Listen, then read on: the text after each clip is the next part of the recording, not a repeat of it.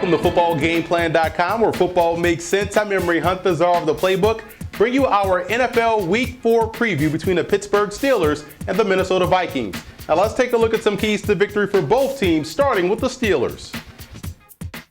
The Steelers had opportunities to win each and every game this season, and that's the positive outlook. The reality is the fact that they're not getting it done in all phases of the game, offense, defense, and special teams. Now versus Minnesota, going spread, up-tempo, and running out of those spread sets, in my opinion, gives them the best chance to be successful offensively.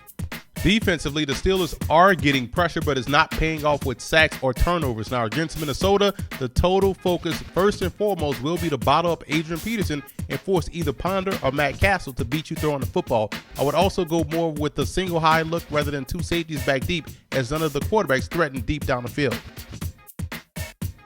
Now let's move over to Minnesota in this ball game. An early flow on offense will be vital. The Vikings can move the football, but the issue is that they're over-reliant on a ground game, and either Matt Castle or Christian Ponder will have to make those stick throws versus Pittsburgh, as the Steelers play press more often than not, so being able to fit passes in tight windows will be key. Now defensively, the Vikings have the advantage up front, and their defensive line should be anxious to go against a Steelers front that has given up 10 sacks so far this season. Now the flip side of that is, of course, you can't lose contain versus Big Ben, and in the back end, you can't stop your feet and get caught peeking in the backfield.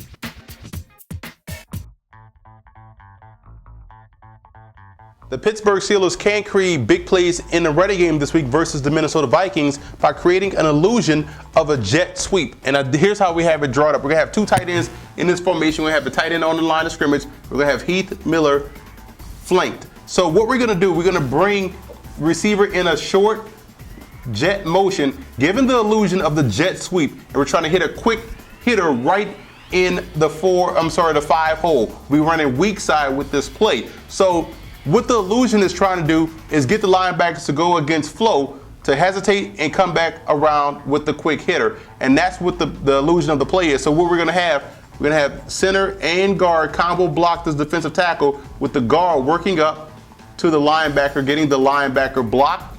We're going to have backside guard block the defensive tackle here, linebacker getting blocked by the place of the backside tackle. Tight end is going to kick out this defensive end. And what we're doing, like I said, we're bringing in the jet sweep. Tackle is kicking out that defensive end. And as he's running the jet sweep, we're going to have, at the snap of the ball, Heath Miller work up into the hole and seal off this linebacker, get him blocked. Wide receivers are going to try to work up and get this strong safety block, or the safety block. And as Ben Roethlisberger reverses out, it's a quick play. Felix Jones hits it up quick. His read is this guy. He has to beat this guy one-on-one. So hopefully we get that guy blocked. So you see where the quick hitter with the illusion of the jet sweep, you're faking the jet sweep going this way, hopefully running linebackers into their blocks, holding this guy here as he's seeing the jet sweep motion, but you want to influence this linebacker to flow into the combo block that's going to get him smashed here, that's going to create the lane for Felix Jones or Jonathan Dwyer to hit it quickly and hopefully make that safety miss. So you can see where the Steelers can create big plays on the ground because of their ability to utilize those quick hitters. Felix Jones is the guy you want to get to the second level quickly. Jonathan Dwyer shows good interior running skills to be able to get to the second level quickly. So I think if they utilize a little bit of misdirection, it can help them get big gains on the ground this week versus the Minnesota Vikings. This week versus the Pittsburgh Steelers, the Minnesota Vikings will have to maximize their short yardage opportunities and their goal line opportunities, or their red zone opportunities. And here's a play that they can run, getting the football out of Christian Ponder's hands quickly and creating a rub route with the running back or the tight end. So I'm going to show you how they can create the rub with the tight end on the goal line or short yardage, getting Christian Ponder an easy, quick read, and that way they can have some success. So you see right here, we have tight end on the strong side, going backside. We have two receivers as well, and we also have the receiver out there split wide. So simple concept. This has been around since the beginning of time in football. It's to create the rub route for the backer as well as the corner. So you're running two quick slants. Bang, slant, slant. You're trying to cross the face of the linebacker, and you're trying to cross the face of the cornerback. Why? Because you have the tight end running a quick out. Christian Ponder can get that football out quickly. So let's just say they want to run it strong side with the running back. So let's just move everything over. Let's just shift it over. Let's say they want to get the running back involved. So we're going to put it strong side now. We have tight end and we have the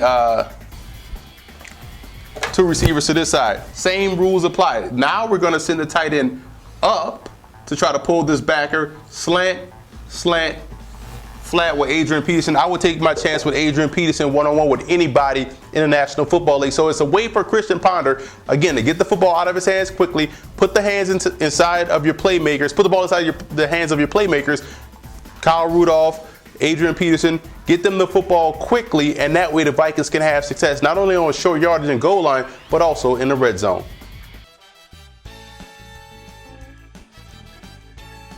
The X factor for the Steelers will be Le'Veon Bell, their 2013 draft selection, a guy that they're hoping can jumpstart the running game, so we have to see what he can do in his first game back in the regular season.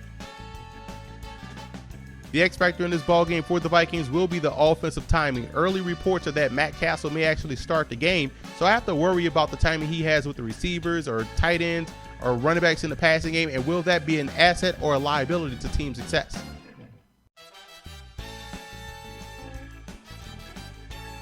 Now here are some coaching points for both teams in this ball game. For Pittsburgh, you want to allow Ben Roethlisberger the freedom to call plays at the line of scrimmage. You got to tinker with your offensive attack if you're struggling. Maybe this may be the answer more so than personnel. And you want to get back to Blitzburgh style of defense. They're getting pressure, they're getting pushed, but they're not paying off with sacks. They have to put Christian Ponder or Matt Castle on the ground this week.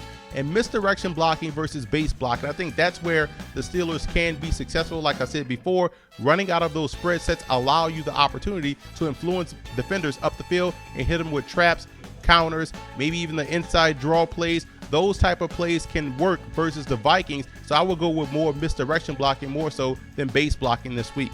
And for the Vikings in this game, you're leaving points on the field by not finding ways to get Cordero Patterson involved. This is a guy that's a touchdown waiting to happen or a big play waiting to happen. He is instant offense. Find a way to get him involved in the game plan. And the secondary can't get sloppy versus Big Ben. We talked about this before. If Ben Roethlisberger breaks contain, you have to make sure you stay with your guy. Otherwise, it's going to be a big play in the passing game. And on offense, you want to offset the fullback. First of all, it's easier to run versus a 3-4 defense because of the natural bubbles in the defense, and offsetting the fullback gives you the freedom to call checks at the line of scrimmage, whether you want to go off tackle or even influence the defense into going one way following the fullback and coming back the other way. So I would offset the fullback this week versus the Pittsburgh Steelers.